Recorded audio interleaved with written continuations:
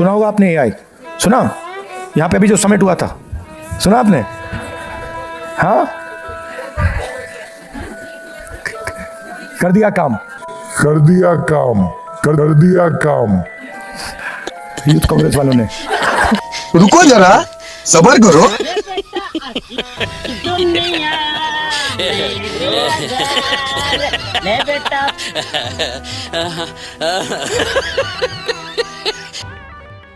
खत्म।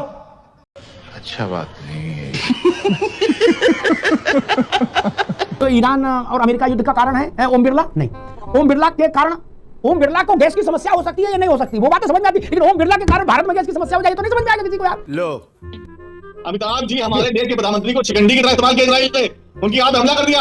अब भी करें शिकंडी की तरह इस्तेमाल किया इजराइल ने, बहुत सारी समस्याएं, यही सब तो मैं करें। जब आपको इतनी चिढ़ है कि मचमचा रहा है मन आपका, बिल्कुल क्या मिल जाए जम के पूछे, नहीं होता ऐसा भाव वो आपके मन में। मोदी सरकार के खिलाफ अविश्वास प्रस्ताव क्यों नहीं ले आए? एक एक बराती को पकड़ के आप अंधेरी गली में ले जाना चाहते हो, मैं कह रहा हूं दूल्हे को उठा लो, बराती खत्म। देखिए कि राम जी का देश है ये, आप ही के हिसाब से, जिन्होंने एक धोबी के कहने से सीता मैया को निकाला था। अच्छा, आज विपक्ष के पास संख्या बल नहीं है, ठीक है आपकी बात बिल्कुल सही है। धोबी कहने से सीता जी को निकाल दिया था। वो चाह ये रही कि कांग्रेस कि हमको धोबी मान लो और छोड़ दो कुर्सी। बोफोर्स के घपले घोटाले में राजीव गांधी नेम्ड हुए, क्वात्रोची का नाम आया, सोनिया जी का लिंक जोड़ा गया, इटली कनेक्शन। एक जेपीसी बनी, ज्वाइंट पार्लियामेंट्री कमेटी।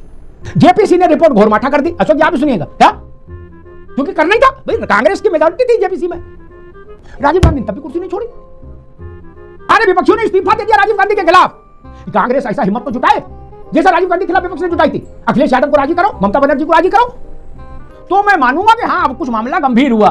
भरे पेट पे व्रत रहने का नाटक ना करो महाराज ना।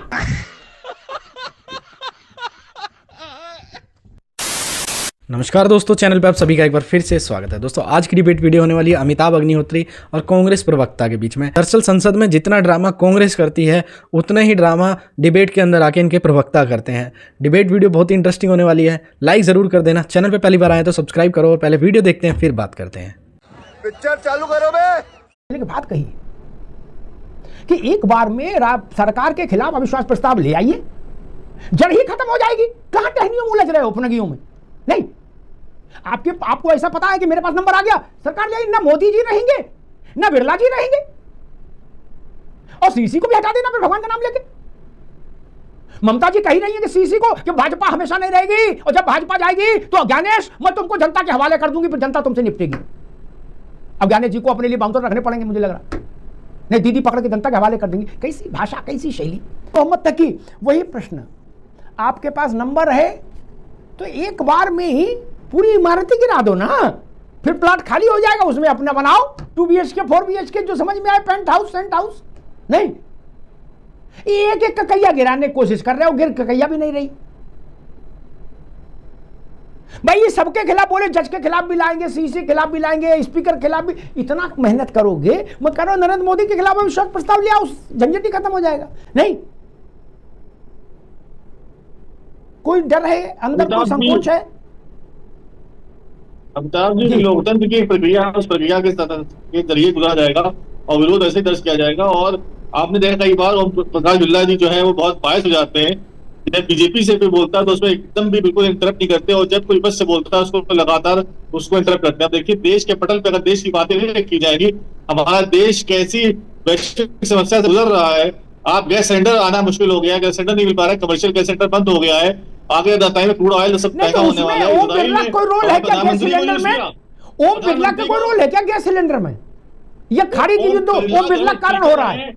अरे रुको भाई तकी साहब, एक बात बताओ, क्या तो ओम बिरला ने खामेनेई को टेलीफोन किया था कि बेटा मार दे मिसाइल, या ओम बिरला ने ट्रंप से कहा कि चचा फूंक दो? नहीं ना, लेकिन आप तो ट्रंप से इनसे लड़ने आ गए। इजराइल ने प्रधानमंत्री को शिकंडी की तरह यूज किया और पीछे से वार कर दिया।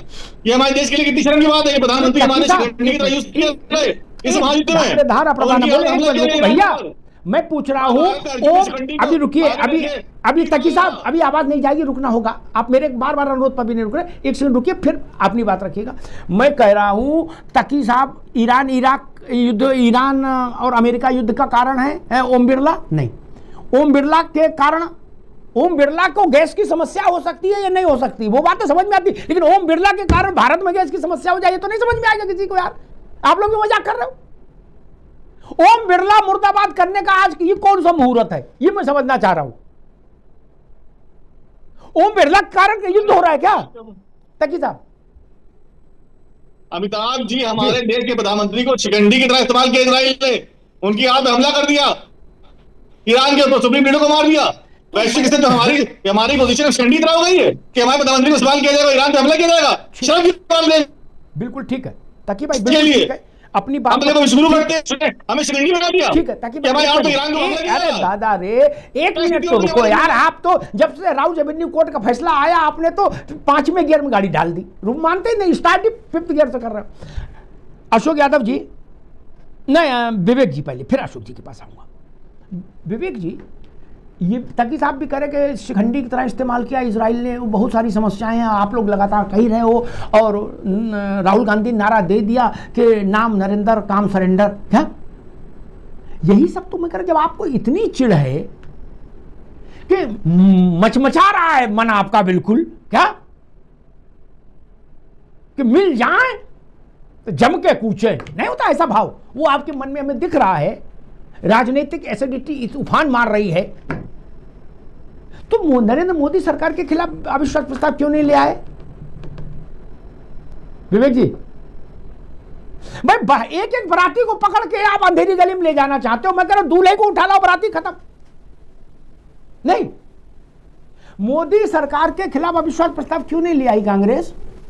आप बात कर रहे हैं इसकी कि नरेंद्र मोदी के खिलाफ अविश्वास प्रस्ताव इसलिए कांग्रेस नहीं लाई कि कांग्रेस को विपक्ष में रह के लोकतंत्र में जनता को सर्वोच्च रख के जनता के हित की बात पहले करनी है। जहां पे देखिए डॉक्टर होता है, उनने कहा इनको 4 बीमारी है तो सीधे मरीज को लगा दो माफिया के इंजेक्शन, सीधे खत्म हो जाए मरीज, ऐसा तो नहीं हो सकता।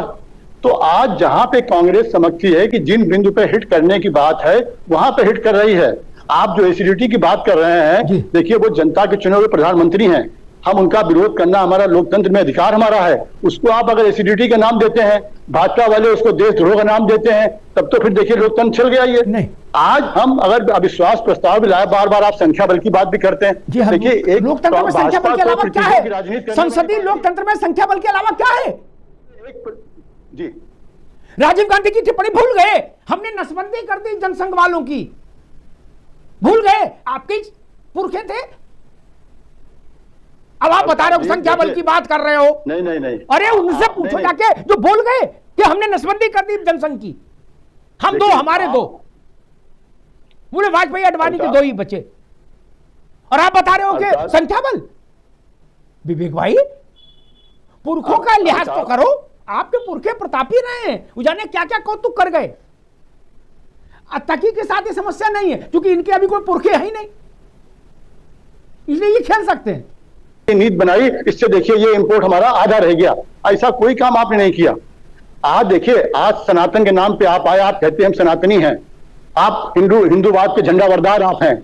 आप देखिए कि राम जी का देश है ये, आप ही के हिसाब से जिन्होंने एक धोबी के कहने से सीता मैया को निकाला था। आज विपक्ष के पास संख्या बल नहीं है, ठीक है, आपकी बात बिल्कुल सही है, लेकिन आप यहाँ की बात कर रहे हैं, विपक्ष को इनके कहने से सत्ता छोड़ दें, ऐसा कह रहे हो? हम महाराज किस दुनिया में हो, दायित्व हमारा है, किस दुनिया में हो, जनता के लिए विरोध कर रहे हैं, तो इसलिए इसको ये एक विरोध होता। आज देखिए, अगर भाजपा सुशासन की बात करती और नैतिकता की बात करती तो आज विधानसभा का, लोकसभा के जो स्पीकर। ठीक है विवेक जी, ठीक, अभी रुकना होगा, अशोक यादव जी के पास चलेंगे, लेकिन उससे पहले एक बात कहते, ये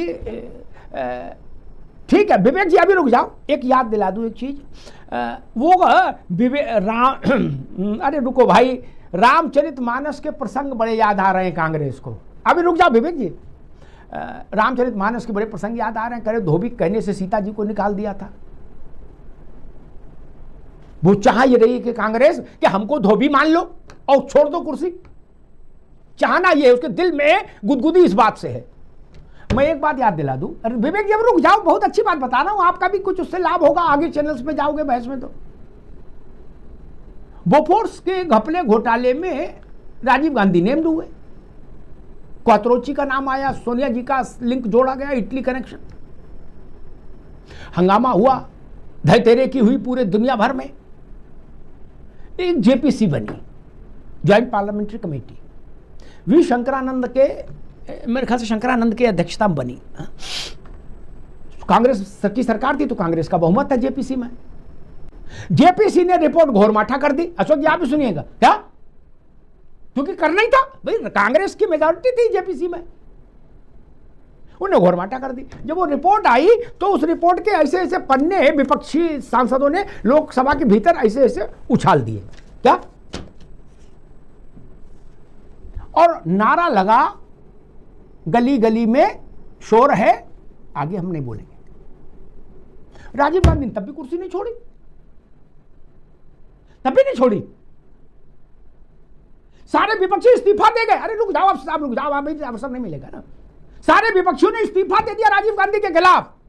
कांग्रेस ऐसा हिम्मत तो जुटाए जैसा राजीव गांधी के खिलाफ विपक्ष ने जुटाई थी। अखिलेश यादव को राजी करो, ममता बनर्जी को राजी करो, और राहुल गांधी के नेतृत्व में जितने आप हो, 140, 118, 20, 28, 30 जितने हो, सब इस्तीफा दो, तो मैं मानूंगा कि हाँ अब कुछ मामला गंभीर हुआ। भरे पेट पे व्रत रहने का नाटक ना करो महाराज ना।